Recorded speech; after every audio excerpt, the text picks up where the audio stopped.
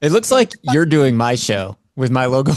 I know, right? Hello, guys. Welcome to the Scotty Case Show. Today we've got Dylan Scott. Dylan, how are you? Just Perfect. did All right, cool. 37 It's great push-ups. having you, man. We ain't got any more time. We'll see you later. All right.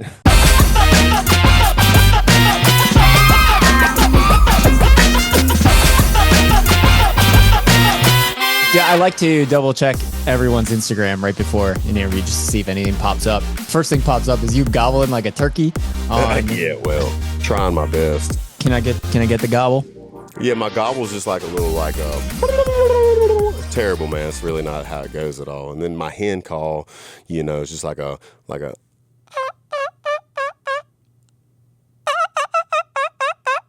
so it works when you're trying to locate them. I don't think I'm actually gonna be able to call one in. I'm not Yeah, gonna I was going to try. ask what the point is. You're just trying to find out where they are, or are you trying to summon them to you? Well, a little bit of both. A little Right. bit of both. I don't usually try to find them at all with using my mouth. But if I see one and I'm not hunting, right? Like Right. in that video you're talking about, I'm just like, all right, I'm gonna see if I can get them to gobble. I'm gonna see how fired up they actually are, Hmm. Then I'll hit that, and when they gobble back, I'm like, oh yeah, these boys are fired up.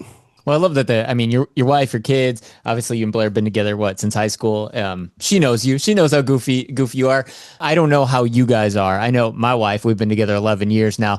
Does, does she ever let you know you went too far? But she lets me know if being an idiot. Yeah. Absolutely. Yeah. She kind of tells it like it is. I mean, I can be the cheesy dad with the cheesy dad jokes, and I think I'm funny. I think I'm cool, and I can tell when she doesn't laugh or just doesn't pay me any attention. It's like, yeah, so there was nothing funny about that at all. But That's the hard thing. It's hard to know when they're going to match your energy at that point because you might be in the craziest goofy mood. And if they're not, you gotta recognize it like that. oh yeah, yeah. You have to read the room, read the body language real quick. I've gotten pretty good at it too. Yeah. It's like remember being a kid and you wanted to go stay the night at your dad or at your buddy's house, but like, oh, dad's in a bad mood. Mom's in a good mood though. Let me talk to her, and then you would wait till you look at your dad like, oh, he's laughing at something. Right then and there is when that's when you ask him like, hey, dad, you mind if I? It's the same way when you're married. You know when to ask the questions or do what you need to do. Was there one video you're like, oh, this is gonna be great. I'm gonna put this all over social media, and wasn't the time. Shouldn't have went there. Should that time. So I don't know if I've actually ever done it, but I mean, the thought is in my mind every time I post something. I'm like, should I post this? What Should I is the not thought post of this? of not posting? Is it that it crossed a boundary? Is it a timing thing? What is Yeah, it's that? different things. It's a time. I mean, I think that most obvious, you want every video to obviously blow up into something, but there's a timing thing there. My thing is just like, kind of back we was just talking to with my wife, because I do post a lot of like the kids and her as well. I'm like, all right, is this something that people are going to see the same way I see it? Oh, for instance, I videoed her the other night. She was snoring a little bit. I caught her Mm, snoring exactly what and I'm I talking about. videoed it. And in my mind, I'm thinking, this is gold. This is gold right here. But I thought about it. I was like, not doing it. I would be in the doghouse, and that's not a good thing to be in. I think you made the right choice. I think so I too. really do. It's a You great video, though. I still may one day. I love watching you as a dad too. And now that you're at three kids, I think the last time we talked, you only had two. So you've evolved to being more tired at that point too. What's your favorite thing to teach your kids? Oh, my favorite thing is just life lessons. Like I do try to explain, even when I get onto them and try to discipline them, I still sit down with them and talk about the whys. Like why are we getting grounded, or why are we getting this taken away Mm, from us? Not just because I said so, boy. You know what I mean? Like that's what I got as a kid from my dad, which right. is fine. I turned out okay, That's a but generational thing though too. it's a That's generational yeah, thing too, I for sure. think. But I do try to explain to my kids just life things, man. Like even, why do we wear a seatbelt? Not because, oh, we'll get in a wreck and you can go through the windshield. Like, no, here's what can really happen. Yeah. Somebody's coming right at us and maybe they're on their phone, buddy. They ain't paying attention. And it just takes a split second. Like any and everything. I enjoy that. I enjoy talking to them because they listen. They do listen. Now, Right. whether they regurgitate it, I don't know, but I don't know. I enjoy it. Do your kids like your music? They seem Uh, to on social media, but Yeah, yeah, no, they do, but they've also, especially my oldest, he's got to the point now where he tries to be funny and tries to be slick and whatnot. And he was talking about my show like last summer or something. He goes, "Dad, you got a bunch of slow songs. It's kind of boring, you know? Like, what? I don't have a bunch of slow songs. He's like, yeah, it's a lot of slow songs. And I took him out on the road that weekend. I mean, it wasn't until we got back on like Sunday or Monday, he literally goes, I'm just joking with you. They wasn't slow. It was awesome. Da, da, da. I was like, dude, come on now. But they do like my music. And hey, I love gauging it off of them in a sense because they'll tell me too, like, I don't really like this song, Dad. You know, Hmm. if I record something or if I write something, and I take that stuff to heart. Have you cut a song because the kids didn't like it? Not because they didn't like it. I've recorded songs because they really loved it. Hmm. Songs that I liked for sure. I just didn't know, should I record this? Should I not? Country Till I Die was one of those songs where they heard it a couple of times and they were still singing it months after they heard it for the first time. And I was like, all right, there's Yeah. got to be something catchy to that. You know, it's not a kid song, but they are catching on to something here. So let me record it. Let me see. And it worked out. Obviously, yeah. You got a little focus group there. I love that. Yeah. Well, and it's interesting because Easy Does It, the album, oh, it's been out almost a year now, and obviously still pumping singles from it. But it does, I think you accomplish something that's really, really hard to do is you walk the line between the production of these radio hits, but also these really personal lyrics at the same time. And that can be a tricky thing to do because the sound is big, it's arena, it's radio, but it really is your personal storytelling. And it feels more like you're not chasing hits necessarily, but you're living real life and figuring out that balance. You know, when you're making those songs and you're hearing them back now a year later, do you feel that way? Do you feel like you somehow found a balance? Yeah, I mean, I've thought about that a lot, and you hear people talk about balance and whatnot, and I've come to the conclusion like I'm just there's not going to be a balance of road life and the music industry and what I do, and then and then here's my kids and here's dad life. Like it's kind of just one big combobbled mess, is what it is. Sure. That's the way I like it. No balance. It's everything. I show my kids on social media. I show my life the way it is on social media. My kids go on the road with me. I bring my music to the house. I mean, it's just all together. It's all one big thing, so it doesn't ever feel separate. And I have found for me, like that's the way I can do it and not feel a ton of pressure and still feel just like everything's somewhat normal. Your new music too that you're putting out too. You just teased, and correct me if I'm wrong. Was slow down old son back in like December originally put out? Is that, am I correct in that? Or not No, put I mean, out, but teased. teasing it. Yeah, I probably started teasing it back in that time. But in that time, too, I thought it was going to come out sooner than what it has. Got it. You know, there's always, sometimes in the music business, you get it, they make it a business, right? Sure. And it's at the end of the day, it's really simple, in my opinion. I think just put great stuff out and let it be what it is. But then, you start getting into these strategies with the labels, and it's not a bad thing. I'm not saying it's bad, Sure. but you gotta, well, to send it out to Spotify and Apple Music and Amazon, and then but then what if we release it as a single at country radio? Then they start talking about all these little schemes, and it's like I just want to release music Right. whenever and let it be what it is because I think that's just what it's all about. That's what's fun about it. But yeah, I started teasing it back into last year, thinking it was going to come out sooner, and then it turns into no, it's going to be this month in April. So I kind of backed off of it a little bit because I don't want people getting mad at me for like, when's this song coming out? And I'm just over here still teasing it. So Right. yeah, it's part of it. But that one feels very personal. Yeah, obviously you teased it back, over what, 5 months ago because you're excited about it. Is that Correct. excitement still there? Yeah, because I wrote this song 2.5 years ago. Oh, wow. Yeah, and it kind of sat there just in at the top of my list of songs that I had. But it was one of those deals where I go, yeah, but when's the right time to do this? Because it is such a special song. So my mom would tell me my whole life, hey, you need to slow down. Because I mean, I remember being a kid waking up, as soon as my eyes open, hey, I'm putting my clothes on, I'm out the door, I'm building forts, I'm, bird hunting, doing whatever I can do. I mean, just nonstop stuff every day. And my whole life, she told me that. And up until even she passed away in 2021. But I mean, up and even till then, she would tell me, "Hey, slow down, take a day. Like, don't go right, don't go do this. Sit on the couch and watch some TV." And I can't. I'm just not built that way, you know. But she's right. I mean, you do have to take time to slow down. And after she had passed away, I woke up in the middle of the night one night, and it was the first thing that came to my head was, "Hey, slow down." And so I was Mm. like, I'm gonna write that. And so I did. And it's the song has nothing to do with my mom or even that whole situation, but it's just what she told me. It's the song's about obviously, hey, slow down and just enjoy these moments and don't get so caught up in what's to come because if you do, then guess what? You never got to experience the moment you're in kind of thing. So it's special. I'm excited to get it out. And it just felt like after the album we released last year, in my mind, I wanted to release something next that had some meaning to it, some meat to it, not just another song. And so I started trying to write for that and I couldn't get it. And then Mm. it hit me. I'm not getting it because I've already got it. The song I wrote 2.5 years ago. So now's the time. It feels good. It feels like it's the right timing. It's a really interesting story because when I, really listen to the song, to me, you're writing a song to your son, but it Yeah. sounds like you were writing a song to yourself. Yeah. Basically so. Writing a song to myself saying, hey, slow down. But that's also what my mom would say. So it's kind of really from her. Yeah, your mom wrote you a song.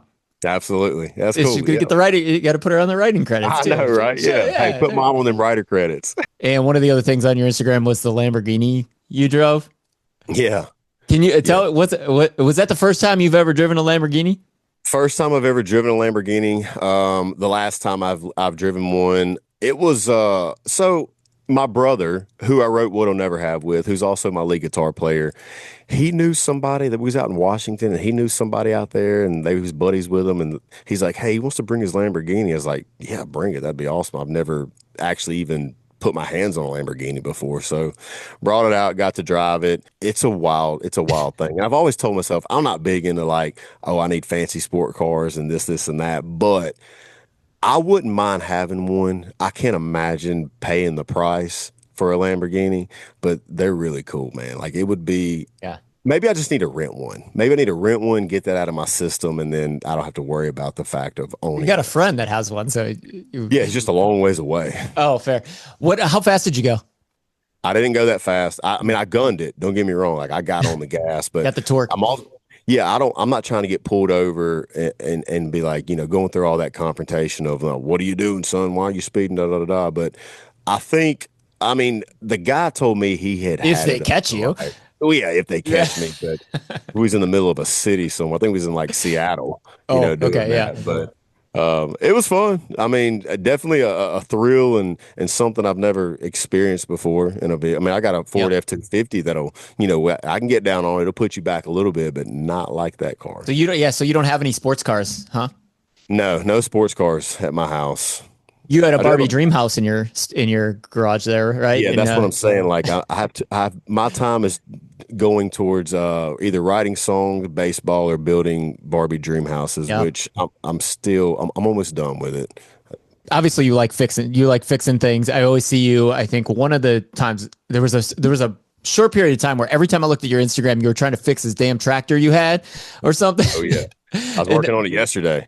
what's your land like? You have a lot of land, huh? Yeah, so we bought a farm outside of Nashville probably 3 years ago, and it was a mess, man. It was a mess when I bought it. And so luckily I've got a buddy down in Louisiana where I grew up who him and his daddy, that's what they do for a living, is like land development. So he would come up when they were slow and help me work on it for a month or two, and then I'd wait and go back and work on another month or two. And so it was just really me and him. So I learned a lot. I've spent a lot of time on a Traco and a bulldozer at this point in my life to where I'm still not good. Don't get me wrong. I ain't good, but I can run that machine pretty well. Pretty What's the well. goal with the land? What do you want to do? What do you want to build? What do you want to put out there? Well, we're building a house on it. Mm. We've been building on it for a little over a year now. Well, actually, shoot, probably over a year and a half at this point. Yeah, we're gonna live out there, man, on this Cool. farm. It's about 100 acres, and I just always told myself I grew up on some land. I grew up where I could just walk out my back door and you know not see nobody for all day long doing whatever I wanted to do. And I just wanted my kids to grow up the same way. You know, you got two shows coming up at Joe's Live in Rosemont, and Mhm. obviously Chicago always shows up for you, and you always put on a good show. You added that second show; it got sold out. One of the things that keeps happening, and I know this isn't new, but you always find somebody in the crowd to bring up on stage. You find Yeah. some sort of reason. I think one of them was Cohen. He wanted to sing New Truck with me. It's like the third song I do in the set, which, from my standpoint, I'm like, man, we just walked out on stage. We're three Really? songs in. I'm bringing somebody up already. But I was like, man, this kid's holding up a sign saying, can I please sing New Truck with you? And I'm like, I don't know, man. Mm, When a kid, I got a special place for the kids, man. They're showing up, they're excited. And in my mind, it's like Cohen, for instance, man, who knows what happens in his life or what's going to happen in his life. And that's just something I feel like it's a small thing for me to do, but it probably means a lot to them as, cool. more than what I can even imagine. And so if I can do something to help somebody, I'm always there to do it. But it's been happening a lot, and it's been happening more lately than it's ever happened. And I love that kind of stuff because we play our show every night. I try to change things up, but when stuff like that happens, it's like, all right, cool, that was fun. I had a good Yeah. time. You're always consistent in that thought process too. Like, why am I doing this? What is the big Yeah. picture for this too? And I'm glad you're consistent with that. Has it ever gone wrong bringing somebody up on stage? I mean, It's not risky. wrong. It is risky. I brought a lady up, which we're gonna post this to, and it's gold, man. I'm excited about this. It was actually awesome, but there was this lady we brought up a couple weeks ago, and I didn't realize. I mean, she had quite a bit to drink, and I guess I didn't realize that. And it was somebody's mom. So it's this lady who's probably, she's probably 60, 65. And so I'm talking to her in the crowd, and I bring her up on stage during My Girl. And man, I didn't realize I had to sit her down on the steps for a little bit. And then I turn up and I look back, and she's back there just grinding on the bass player and the guitar player. And I'm like, this is awesome. But this is also in my mind, I'm going, okay, this is what if something happens and she falls over, falls off the stage. But it's good stuff though. What's the coolest thing that's happened to you recently? The coolest thing going on in my life right now, I can sit here and say music all day long because it really is. I mean, if I sit down long enough and go, all right, let me look around and just slow down for a second. Hmm. I've done everything I've dreamed of doing, right? So I'm just really enjoying the season of where my kids are at. 8, 6, and 2. The baseball. We got games tonight that I get to go to. Man, I'm having more fun going to these baseball games and watching these kids and watch them hit the ball and run the bases than honestly I have sometimes even out on the road playing music, which is crazy because that's where I get my Right. biggest adrenaline rushes on stage. But man, right now it's just watching these kids. I don't know about a cool moment, but it's just the moment of I'm in with You're in them. a cool era. Are you a loud baseball parent in the crowd? No, I'm not. Only because I didn't play baseball growing up, so I don't Mm, honestly. I can't sit here and tell you all the rules to baseball. But maybe one day, yeah. you know. Dude, it'll come. I'll tell you this, and I'll leave you with this story. So my son is 16 now, and he's in high school. He's never done this before, high school, but he started playing water polo. Are you familiar with water polo? Not one bit. No, neither was I. It's like I know Marco Polo. right, yeah, totally different. Not as violent. It's vicious. Like it is intense. They are swimming back and forth. I mean, it's like rugby in water. They're fighting underwater. They're kicking each other. They're scratching. They're wrestling the ball away. It's insane. The rules don't make any sense. I don't know how much you can drown kids. But the first year, I was very quiet because I was like you. I was like, I don't know what I'm yelling. Yeah. We're in year 2 now. Oh man, it's intense. It comes out. Yeah, the competitiveness comes out in you. So but I do have to remind myself. Underwater. Under. Yeah, it is. It is. If you watch like wrestling, that's what it feels like I'm watching. But as a parent, you get in because you get excited for your kids. But the biggest part for me, and you can tell me if this is true for you, is I like to watch the way the kids are with each other, the way they display leadership, the way they display compassion for each other when they're down. How do they lift each other up? And the way that they work together and the way that they lose more than the way that they win is the coolest moment Yeah. of watching your kid do that kind of stuff. 100%. So we had a game last week. It was the first game of the season, and Beckett he hit no he got to first base on this hit, and then the next batter came and he was running to second, and it was just perfect timing, right? The ball came right to shortstop to the opposing team, and the guy tagged him on the way to second, and I heard the kid look at Beckett and go, "Sorry, Beckett." Like, sorry, I got you out. Like, I had to. I guess they were buddies. I guess they go to school with each other. But it was just at that moment, I was like, man, that was really, in a way, that was really cool. It was bigger than sports. Then 100%. I love that. Well, Dylan, man, I'm excited to see you coming up in May. Remember, it's right after Mother's Day, so don't forget that will be Yeah, I need to set that real. from one guy to another. Yep, thank you. Appreciate it. I appreciate you taking the time, man. I'm excited to see you back in Chicago. And do we have a release date for Slow Down? I think it's April 24th. Slow down, old son. Yeah, love it. Awesome, man. Appreciate you. You too, man. Take All care. right.